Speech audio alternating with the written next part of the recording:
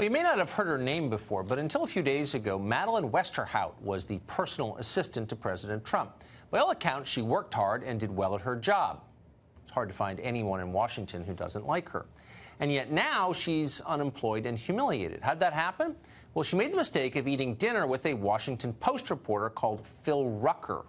At the meal, Westerhout made a couple of catty remarks about the president's daughters. That's unwise, but it's hardly without precedent. That sort of thing can happen at dinners where wine is served. What's stunning, what is really unusual, is what happened next. The meal was explicitly off the record, and for journalists, that is a bright line. That's the brightest of all lines. Information journalists learn in off-the-record conversations absolutely cannot be shared. It's one of the few unbreakable rules of the business. Everybody in the business knows that. But because Madeleine Westerhout worked for Donald Trump, Phil Rucker of the Washington Post decided to break that rule, casually break it.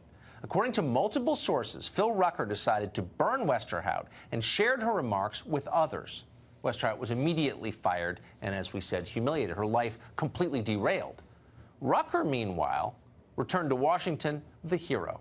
In fact, he was happily yapping away on MSNBC this afternoon. His bosses at the Washington Post issued a statement telling the rest of us what a great guy he is.